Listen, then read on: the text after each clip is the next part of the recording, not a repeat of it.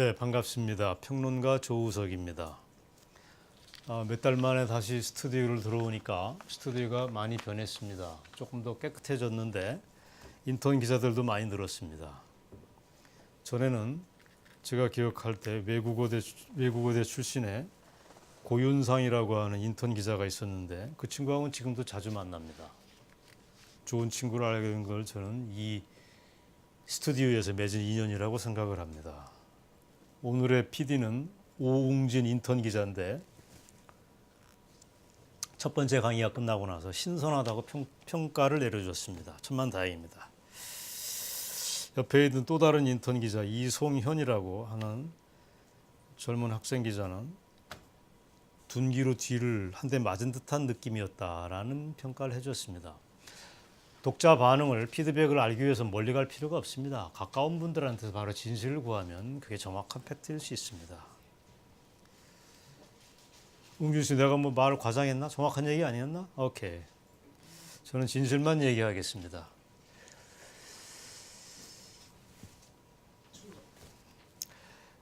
자, 두 번째 강의입니다. 제목은 동성애를 사랑한 노무현과 좌파들. 이런 다분히 선정적인 제목으로 여러분들하고 20분간 얘기를 하도록 하겠습니다. 동성애를 사랑한 노무현과 좌파들. 노무현 떨거지들이 이 제목을 들면 돌멩이 들고 쫓아올 것 같습니다. 쫓아와도 할 수 없습니다. 저는 증거가 있으니까 사실대로만 그대로 얘기를 하도록 하겠습니다. 첫 번째 강의에서 제가 조금 혐오스러운 얘기를 일부러 툭 던졌습니다. 피할 수 없는 얘기라서 그렇습니다. 학문 섹스, 이성 간 섹스가 아닌, 정상적인 섹스가 아닌 동성 간 섹스, 소돔과 고모라를 연상시키는 발언을 툭툭 던졌습니다. 그게 제가 조회수를 올리기 위해서 하는 장난이 아니고 우리들이 마주하고 있는 구체적인 현실이라고 하는 걸 여러분들한테 확인시켜 드리고 싶어서 그런 얘기를 드렸습니다.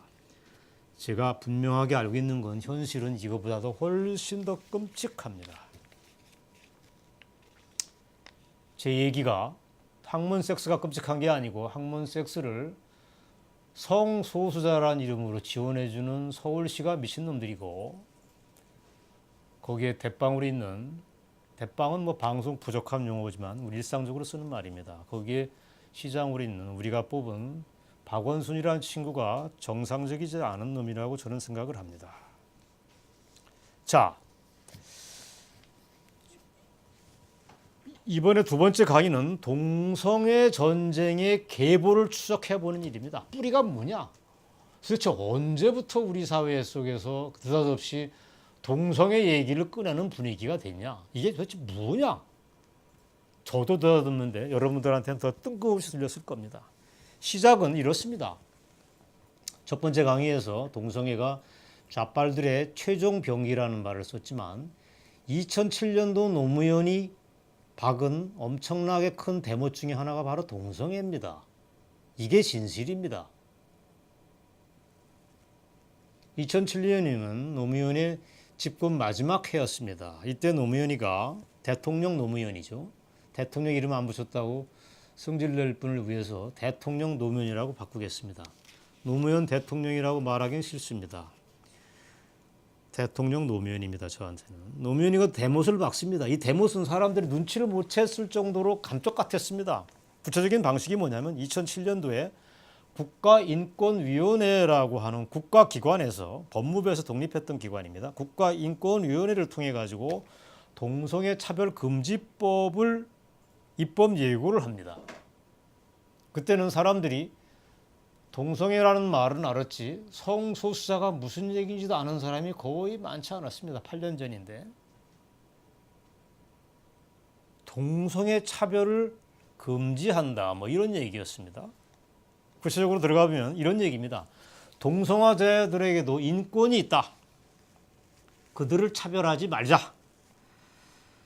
차별하면 벌금을 물리겠다. 징역형을 때리겠다. 라는 법률을 입법 예고한 게 2007년도 동성애 차별 금지법이었습니다. 좌빨들의 기습 공격이 뜻밖의 기습 공격이 이때 들어왔는데 그걸 눈치챈 사람은 거의 이 땅에 없었습니다. 이때 깜짝 놀란 게 저는 이거를 동성애 1차 공격이라고 규정을 합니다. 우리는 무방비로 당했습니다. 그때 이 문제에 대해서 경각심을 가지고 문제 제기를 했던 게 교회였습니다. 여러분, 교회였습니다. 교회의 사람들이 앞에 나서 이거를 막았습니다. 왜 동성애를 가지고 국가가 이래저래라 하느냐고 감히 맞서서 싸웠습니다. 입법예고의 구체적인 내용은 이런 거였습니다. 왜 교회가 나섰는지는 입법예고한 법안이 문제 있었기 때문에 그렇습니다. 이런 얘기가 있습니다. 동성애자인 목사가 동성애자입니다. 그 목사가 동성애자인데 동성애자 목사를 교회에 모시는 것을 거부한 교회는 2년 이하의 징역에 처하거나 1천만 원 이하의 벌금을 때린다. 는 형사처벌을 명문 규정으로 되어 있었습니다. 교회가 깜짝 놀랐죠. 제단 앞에 올라가서 하나님한테 드리는 거룩한 예배를 드리는 사제인데, 사제라고 하는 건 뭐 가톨릭에서 쓰지만 제사를 집전한다는 의미에서 사제입니다. 성직자가 어떻게 동성애자일 수도 있고 동성애자임을 알고서 내쫓았다는데 왜 형사처벌을 해야 되냐. 국가인권위원회가 미쳤다라고 감히 싸웠습니다.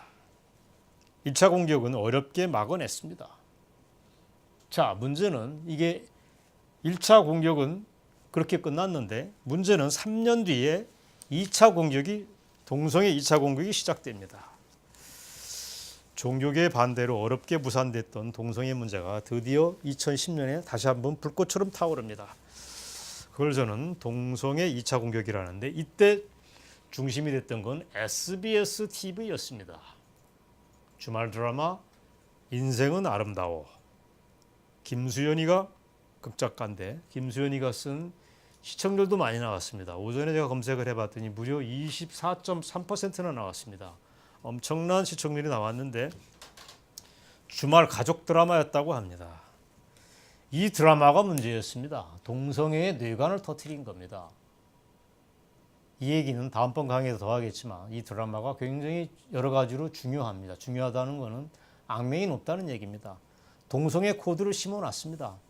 한 집안에 사는 남자끼리 동성애로 지랄 발광하는 얘기를 가지고 드라마를 끌고 나갔습니다. 세상이 난리가 났습니다. 어떻게 안방극장에 동성애를 가지고 드라마를 만들 수 있냐. 당신들이 제정신이냐. SBS 미쳤냐. 뭐 이런 얘기가 나왔습니다.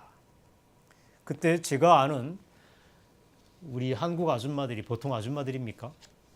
아줌마들이 피켓 시위를 했습니다. 그 피켓 시위 중에서 정말 핵심을 찌른 문구가 이런 거였습니다. 여러분들에게 그 피켓 시위의 문기를 그대로 읽어드리겠습니다. SBS와 국가인권위원회, 인권위원회, 법무부 장관 이런 사람들한테 주는 충격적인 메시지였습니다. 당신들의 그 드라마를 보고 내 아들이 호모 자식이 되고 에이즈로 죽으면 SBS 당신들이 책임질래?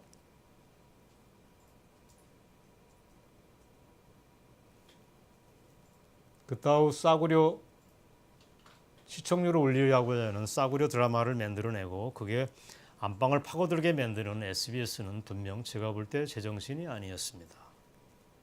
그걸 쓴 김수현이라고 하는 사람도 역량은 있을지 몰라도 잠시 실성을 했던 게 분명합니다. 그때 공격이 들어오자 김수현 씨는 이렇게 얘기를 했습니다.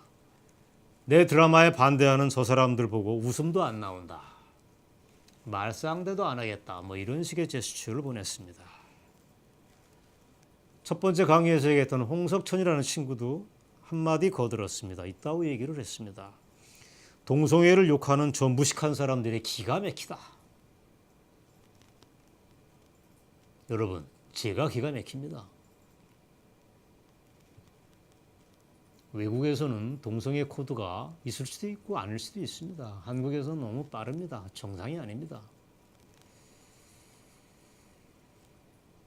어쨌든 2010년도 SBS 인생은 아름다워 드라마는 동성애 전쟁의 이막을 알리는 굉장히 중요한 해였습니다.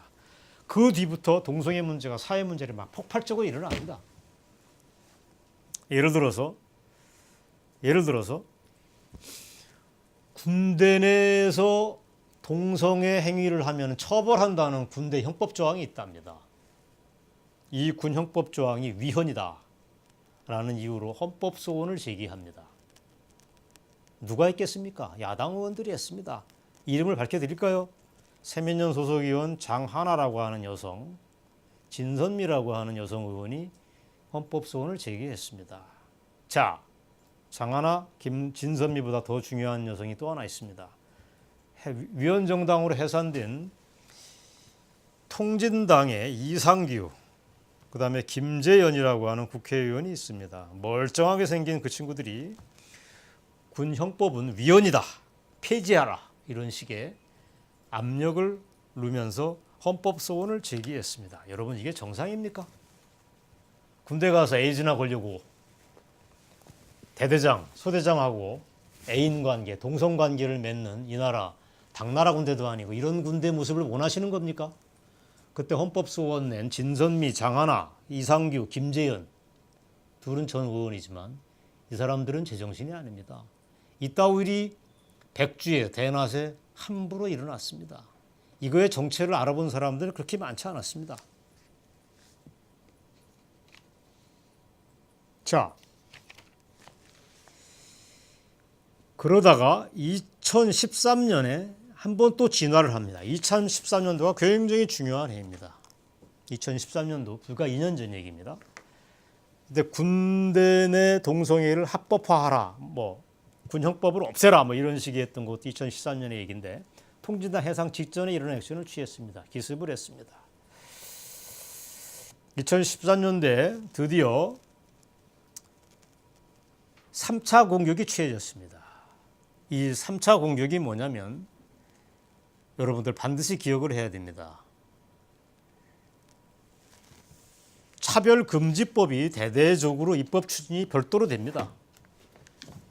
동성애 차별금지법이 아닙니다. 동성애 차별금지법이 아니고 그냥 차별금지법이 입법 예고가 됩니다. 그 입법 예고된 문안을 여러분들에게 읽어드리도록 하겠습니다. 놀라지 마시길 바랍니다. 차별금지법안 제3조 1항 1호를 보면 이런 얘기가 있습니다. 자, 종교가 사상이 다르다는 이유로 차별을 하면 바로 처벌한다, 이런 내용이 담아 있습니다. 종교와 사상이 다르다는 이유로 차별을 하는 사람은 처벌을 한다. 그러니까 빨갱이를 빨갱이라고 얘기를 하면 처벌한다는 조항입니다. 무서운 조항이었습니다. 둘째, 정치적인 의견이 다르다는 이유로 차별을 하면 그 역시 처벌당한다, 이런 문구도 있습니다. 종북 좌파라고 얘기하면 바로 쇠고랑을 찬다는 얘기입니다. 다행스럽게 이 법안은 통과가 안 됐습니다. 또 하나 있습니다. 중요한 게 전과자라고 얘기하면 형사처벌을 받는다는 규정이 있습니다. 결정적인 두 가지가 더 있습니다. 성적 지향이 다르다는 이유로 차별을 하면 역시 처벌받는다, 이런 조항이 있습니다. 또 있습니다. 성적 지향이라고 하면 이성애자가 아닌 동성애자를 나쁜 놈이라고 얘기하거나 수치심을 안겨주면 그 사람은 처벌받는다는 얘기입니다. 그게 법안이 통과됐으면 저 오늘 이 자리에 못 있었습니다. 또 있습니다. 성 정체성이 다르다는 이유로 불이익을 주는 사람은 처벌받는다는 조항이 또 있습니다. 성 정체성이라는 건 뭐냐면 말은 이렇게 하지만 트랜스젠더, 여자에서 남성으로 바꾸고 남성에서 여성으로 바꾼 사람들한테 불이익을 주면 에이즈 환자나 동성애자를 차별하거나 똑같이 불이익을 준다는 조항이 있습니다. 이게 팩트입니다. 이 법안이 통과될 때 대한민국에서는 어떻게 되겠습니까? 대한민국은 완전히 무장 해제를 당하는 겁니다. 법과 질서는 그 순간에, 법이 통과되는 순간에 와해가 되는 것입니다. 이 나라의 좌빨들이 판을 치겠고 에이즈 환자들이 뻘거벗고 튀어나와서 퀴어 문화 축제랍시고 서울 시내를 누비게 될 겁니다. 하리수 같은 트랜스젠더는 무지무지하게 많이 생겨날 겁니다. 여의도에서 국회의원들이 하는 짓거리 중에 하나가 이런 게 굉장히 많이 있습니다. 그 중에 하나가 바로 이 문제였습니다. 저는 이게 우연히 튀어나온 게 아니고 좌빨들의 최종 병기, 은밀한 카드라고 하는 확신을 가지고 있습니다. 자, 결정적인 건 따로 있습니다. 동성애 전쟁의 1차가 2007년도에 있었고 3년 뒤에 2차 공격이 SBS 드라마가 있었습니다. 3년 뒤에 또 다른 3차 공격이 취해졌습니다. 그런데 지금은 이들의 동성애 코드를 완벽하게 바톤을 이어받은 사람이 딱 한 사람이 있습니다. 그 사람이 이번에 극강에서 제가 끝까지 물고 늘어질 서울시장 박원순입니다.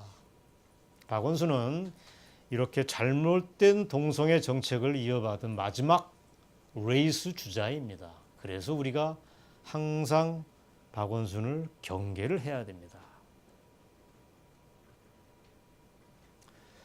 지난번에 제가 그런 얘기를 했습니다. 더 이상 좌빨들은 통진당의 이석기, 리석기 무리처럼 무기고를 탈취해서 대한민국을 어지럽힌다는 생각을 그렇게 많이 하지 않습니다.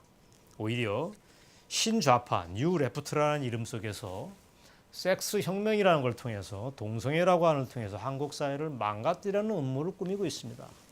이게 구체적으로 서울시 예산 집행으로 나타나고 있고 퀴어 문화 축제에 대한 지원으로 나타나고 있습니다. 어느덧 여름만 되면 뻘거벗고 난리치는 친구들을 우리가 시내에서 가끔 봅니다. 무슨 문화 축제라는 이름으로 에이즈 환자들이 발광을 합니다. 이런데 집회를 허락해 준 게 서울시고 돈을 예산을 풀어준 게 서울시입니다. 이번에 강의의 제목은 제가 그렇게 제목을 붙였습니다. 동성애를 사랑한 노무현과 좌빨들이라고 이름을 붙였습니다. 그 마지막 주자가 새삼 재확인컨대 여러분이 잘 아시는 박주신의 아버지 박원순입니다. 박원순이하고 저는 저번에도 얘기했지만 저하고 동갑입니다. 그 늑수구리하게 생긴 친구가 저하고 동갑이라는 게 저는 가끔은 혐오스럽습니다.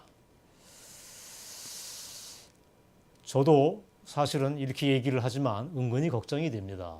서울시에서 100명이 다 되는 홍보 담당자들이 이 정규제 TV를 뚫어보고 있을 겁니다. 저한테 제소할 거를 없날 찾고 있을 겁니다. 제소하고 싶으면 근질근질 하시면 제소를 하시기 바랍니다. 기꺼이 받아주겠습니다. 제가 원하는 거는 서울시장 박원순이 정규제 TV 이스튜디오에 나와서 저랑 대담을 하는 겁니다. 저는 시원하게 그 친구의 실체를 밝혀드리겠고 박원순은 자기가 친동성애자가 아니라는 걸 방어하면 됩니다. 자, 두 번째 강의를 마무리하겠습니다. 여러분, 소수자를 배려한다는 거 아름다운 일입니다. 그 사람들의 인권이 있다. 100번 지당한 얘기입니다. 누가 그걸 막겠습니까? 그러나 대한민국은 대한민국만의 특수성이 있습니다. 2,000명이 넘는 북한 동포들은 지구촌 최악의 인권의 사각지대에서 신음을 하고 있습니다. 알고 있지 않습니까? 헬조선이라고 하는 얘기가 떠도는데 저는 헬조선 얘기하는 젊은 놈들 30, 40대 젊은 친구들을 가소롭게 생각합니다. 헬조선은 한반도의 북반부에만 해당됩니다. 어따 대고 대한민국의 헬조선 얘기하는 친구들이 저는 불쌍하게 느껴집니다. 문제는 헬조선 얘기는 다음에 기회 나면 하겠습니다. 자, 문제는 북한 인권 문제에는 눈 막고 귀투로 막고 있던 친구들이 2천만 우리 동포들을 구출할 생각을 해야 될 친구들이 엉뚱하게도 도덕적 해이에 빠져서 국가 재정을 파탄내는 동성애자들을 옹호하는 짓거리를 하고 있습니다. 성적 지향이 다르다는 이유로 그 사람들을 차별하지 말자. 있다고 개소리를 하고 있습니다.